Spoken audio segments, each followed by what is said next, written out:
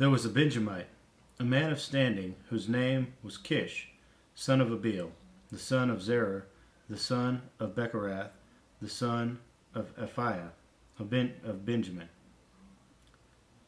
He had a son named Saul, an impressive young man without equal among the Israelites, a head taller than any of the others. Now the donkeys belonging to Saul's father Kish were lost, and Kish said to his son Saul, "Take one of the servants with you and go and look for the donkeys." So he passed through the hill country of Ephraim and through the area around Shalisha. But they did not find them. They went on into the district of Shalem, but the donkeys were not there. Then he passed through the territory of Benjamin, but they did not find them. When they reached the district of Zuph, Saul said to the servant who was with him, "Come, let's go back, or my father will stop thinking about the donkeys and start worrying about us." But the servant replied, "Look, in this town there's a man of God. He is highly respected, and everything he says comes true. Let's go there. Let's go there now. Perhaps he will tell us what way to take." Saul said to his servant, "If we go, what can we give the man? The food of our sacks is gone. We have no gift to take to the man of God. What do we have?" The servant answered him again. "Look," he said, "I have a quarter of a shekel of silver. I will give it to the man of God so that he will tell us what way to take."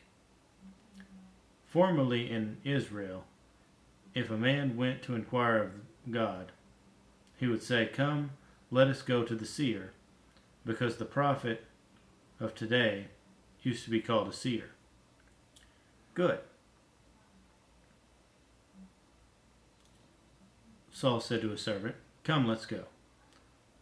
So they set out for the town where the man of God was. As they were going up the hill to the town, they met some girls coming out to draw water, and they asked them, "Is the seer here?" "He is," they answered. He's ahead of you. Hurry now. He has just come to our town today, for the people have a sacrifice at the high place. As soon as you enter the town, you will find him before he goes up to the high place to eat." The people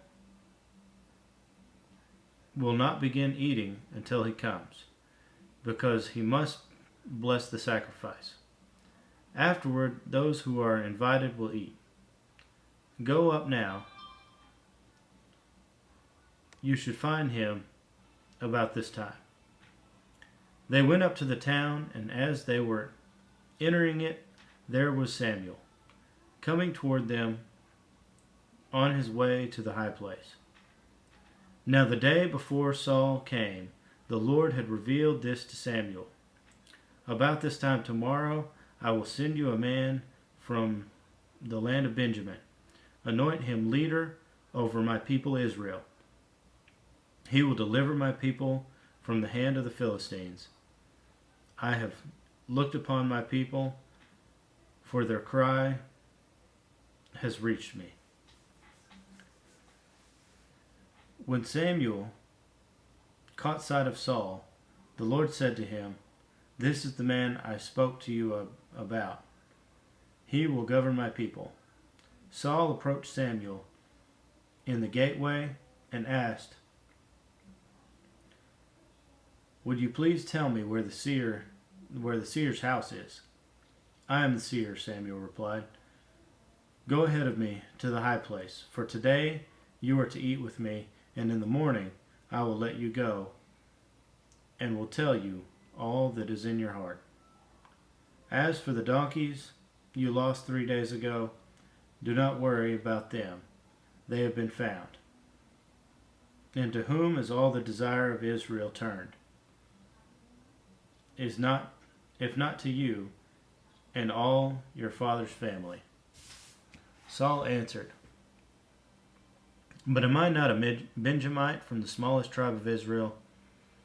And is not my clan the least of all the clans of the tribe of Benjamin? Why do you say such a thing to me? Then Samuel brought Saul and his servant into the hall and seated them at the head of those who were invited, about 30 in number.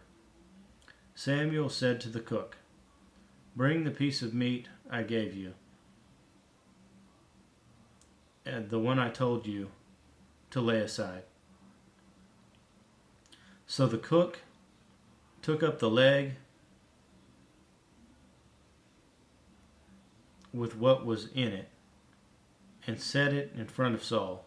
Samuel said, Here is what has been kept for you. Eat, because it was set aside for you for this occasion. From the time I said, I have invited guests. And Saul dined with Samuel that day.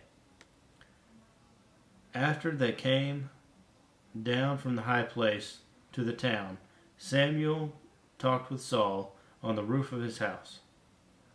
They rose about daybreak, and Samuel called to Saul on the roof, Get ready, and I will send you on your way.